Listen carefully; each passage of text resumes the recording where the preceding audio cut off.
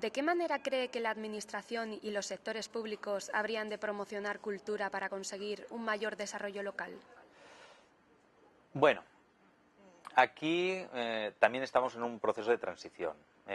Pasamos de un modelo en parte que podríamos denominar, por una parte, ocurrencial, es decir, poco racional desde el punto de vista de la racionalidad instrumental de la intervención pública en cultura, por una parte, y luego este mismo modelo también es fruto de ciertas inercias comparativas, es decir, yo hago esto porque lo he estado haciendo mucho tiempo y porque lo hacen otros territorios, otros espacios locales, etcétera, etcétera. Pero se daban esas dos características, cierta inercia y cierta dimensión ocurrencial.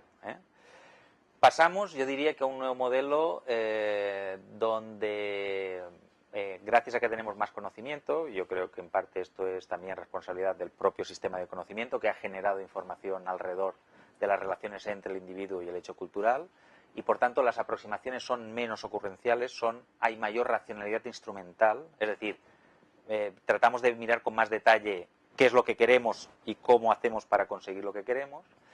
Y luego pasamos también de un modelo donde estaba todo centrado en el ámbito de la distribución y incentivo al consumo, etcétera, etcétera, a través de precios bajos, a través de modelos de distribución, programación pública, etcétera. Pasamos a modelos donde necesariamente tienen que estar más orientados hacia la creación-producción. Es decir, menos distribución-consumo, más creación-producción. Diría yo que es la tendencia, porque el efecto sobre el territorio es mucho mayor si las intervenciones se hacen en el ámbito de la creación-producción. Si tú te centras solamente en la distribución y el consumo, tú lo que haces es proveer servicios culturales al territorio, pero con poco impacto sobre el territorio, porque no estás generando ni estás consolidando espacios de creación y producción que pueden tener mayor impacto sobre el territorio, porque se fijan más en el territorio. Por tanto, el modelo, yo diría que hay cierta traslación hacia, o tendría que haber cierta traslación hacia el ámbito de la creación-producción.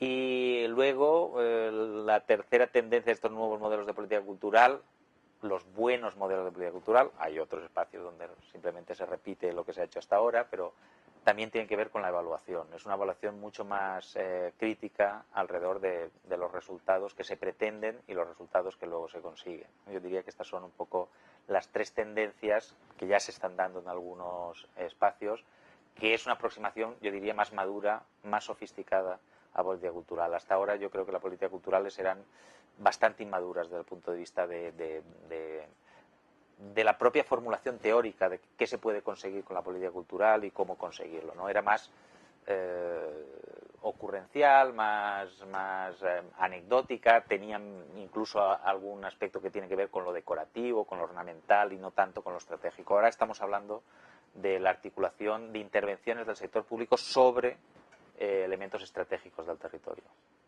¿Qué otros sectores sociales deberían implicarse en esta misión?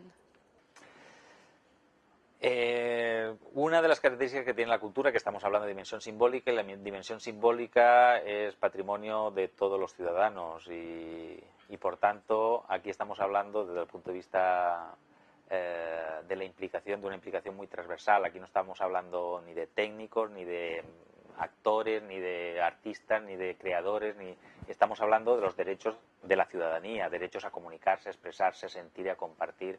Y por tanto, en principio están llamados y están convocados cualquier colectivo, individuo que quiera reclamar o que quiera ejercer ese tipo de derechos culturales, ¿no? Y aquí estamos hablando de movimientos sociales de muy distintas características y naturalmente movimientos culturales, movimientos sociales, pero incluso se pueden hablar también, yo creo que llegará un momento que las cámaras de comercio entrarán a hablar de la dimensión simbólica de un territorio, o los colegios de arquitectos, o los colegios de cualquier otro profesional, porque estamos hablando de dimensiones que implican a todos los ciudadanos como individuos y como pertenecientes a una colectividad o a una comunidad. La calidad de vida aumenta con el hecho de participar en actividades de ámbito cultural. Entonces, ¿cómo piensa que la población rural, que no tiene quizás tantas posibilidades de participación, puede ampliar o desarrollar cultura? No estaría de acuerdo del todo con la afirmación. Con la primera afirmación sí, efectivamente, la participación cultural mejora notablemente la calidad de vida, porque tiene que ver con nuestra percepción sobre la utilidad del individuo en una comunidad y, por tanto, no hay ninguna duda, la posibilidad de participar en la cultura incrementa nuestra calidad de vida. Lo que pasa es que la segunda parte de la afirmación hablamos de una participación cultural relativamente limitada, es decir, estamos hablando de la participación cultural como espectador, como consumidor. Efectivamente, las posibilidades en el entorno rural o en el entorno local de pequeñas dimensiones son menores que en los grandes espacios metropolitanos, pero las posibilidades de participar en la vida cultural de una comunidad probablemente son mayores en el ámbito de menores dimensiones que en espacios metropolitanos, con una participación activa en el diseño de la propia dimensión cultural de una comunidad. Por tanto, yo diría que hay determinadas cuestiones de acceso que son solventables, es decir, ¿por qué en vez de, que este sería el modelo tradicional, de programar teatro en una ciudad que no tiene el tamaño adecuado, pues a lo mejor sería mucho más eficiente y racional poner un autobús y que vaya al gran espacio metropolitano, pagar el transporte en vez de pagar la programación.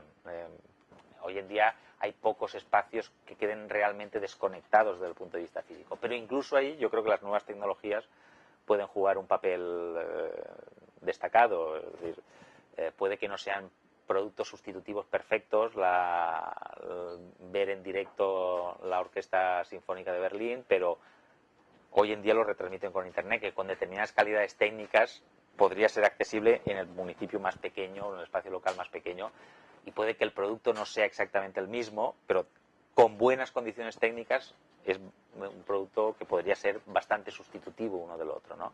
Por tanto, yo diría que las posibilidades de participación en el diseño de la vida cultural de una comunidad, yo diría que casi son mayores en un espacio de menores dimensiones que en los grandes espacios metropolitanos. ¿Qué diferencias cree que existen entre la manera de ver la cultura en el siglo XX y en el siglo XXI? Yo creo que hay una diferencia fundamental, o habrá una diferencia fundamental, que es reconocer el carácter estratégico de la cultura. Esto en el siglo XX sería el modelo, en Europa estamos hablando, y generalizando naturalmente. En el siglo XX sería la percepción de esta dimensión ornamental y decorativa que cumplía la cultura. La cultura era bonita, pero poco más, y daba lustre al hecho social. Pero nos damos cuenta, yo creo que esta es la transición hacia el siglo XXI, que la cultura no solamente es bonita, sino que es estratégica, es decir, que articula de verdad las relaciones socioeconómicas de un territorio.